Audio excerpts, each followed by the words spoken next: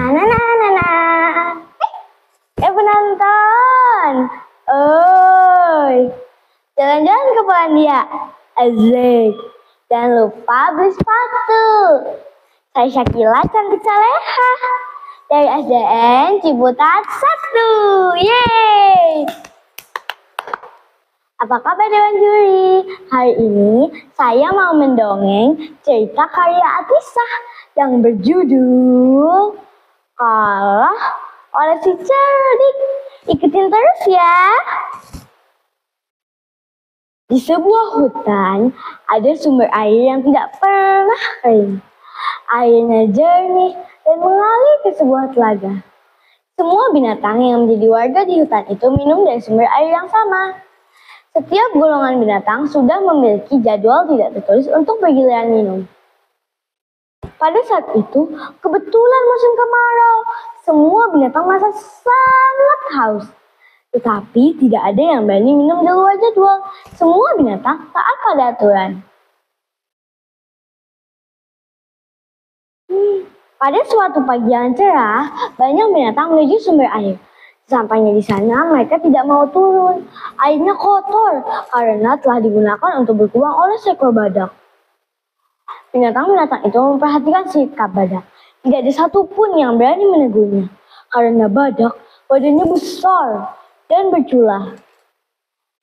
Di pihak lain, badak merasa bangga menjadi pusat perhatian dan tontonan. Ia tidak peduli pada hewan lain yang menahan rasa haus. Pada keesokan harinya, badak masih berada di telaga. Binatang-binatang yang lain sudah tidak tahan lagi ingin minum. Mereka bermusyawarah mencari cara agar badak segera pergi dari telaga.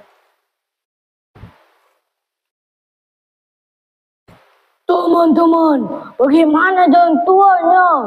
Kata harimau.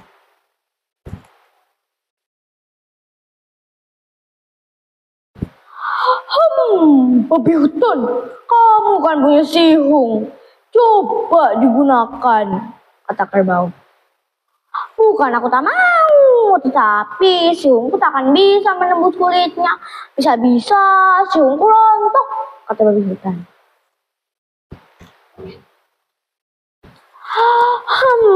Kalau aku punya tanduk, tetapi guam kerbau. Kerbau, kalau tak sanggup bilang saja, katanya. Kamu berani nyet? Tanya kerbau. Sama, takut.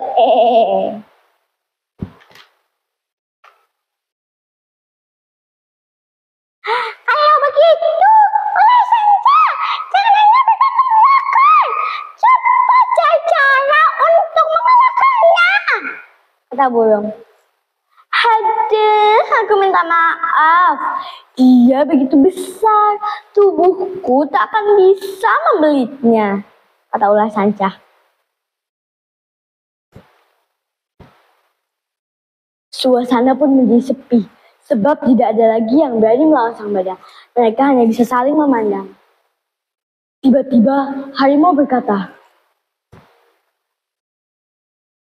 kalau kita tidak sanggup, kita minta tolong pada kancil saja. Walaupun badannya kecil, tetapi otaknya pintar. Setuju? Setuju, jawab binatang yang berkumpul. Bagaimana, Cil? Tanya harimau. Loh, kalian ini bagaimana? Tidak punya malu. Aku ini tidak punya kemampuan dan tidak punya kekuatan apa-apa, kata kancil.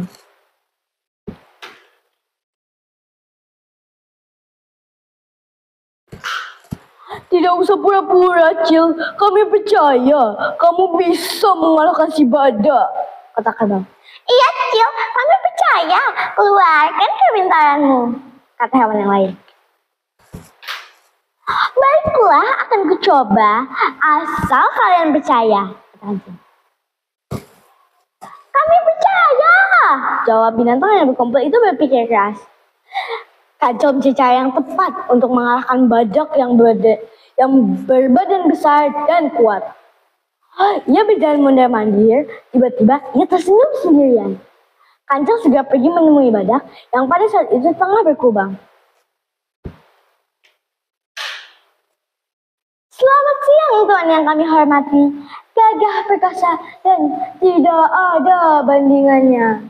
Hamba memberanikan diri mengganggu kegiatan Tuan karena ada kabar penting yang perlu hamba sampaikan. Badak segera naik mendengar ada binatang lain yang memujinya.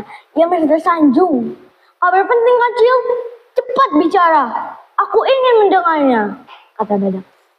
Hamba kasihan sama Tuan, berbadan besar, berkubang di selokan kecil, ulahnya sebesar tempurung. Tidak pantas, Tuan. Oh ya, ada makhluk yang berkhianat pada Tuan. Dan airnya ditutup agar airnya tidak mengalir. Sayang makhluk itu tidak kelihatan oleh mata kita. Ia makhluk gaib, kata Kancil. Apa? Ada yang jahil? Siapa? Di mana? Tanya badak dengan emosional. Suara badak yang menggelegar membuat Kancil terkejut dan gemetar. Tenang Tuan, tenang, kata Kancil. Kancil segera mencari cara agar badak dapat secepatnya dikalahkan. Makhluk gaib itu ada pohon terap, Tuan, kata Kancil. Oh, yang benar, kata badak. Benar Tuan, Tuan harus mengawasi pohon terap itu dengan cara berdiri di bawah pohon terap selama setengah hari. Setengah harinya lagi barulah Tuan berkubang. Jika tidak demikian, air di telaga cepat atau lambat akan surut. Dan Tuan tidak memiliki tempat berkubang lagi, kata Kancil. Awas kalau kamu bohong, ucap badak. Percayalah Tuan. Tanpa berpikir lagi, badak segera naik dan berjalan menuju pohon terap. Ia mengawasi pohon terap itu selama setengah hari. Sementara binatang-binatang lain satu persatu berdatangan untuk minum air telaga. Setelah badak selesai mengawasi pohon terap, ia kembali ke telaga. Sementara binatang-binatang lain meninggalkan telaga. Nah penonton, sejak saat itu ada jadwal yang tidak tertulis yang cukup adil bagi semua binatang yang memerlukan air telaga. Sekian, terima kasih. Bye-bye. Nah, nah, nah, nah, nah.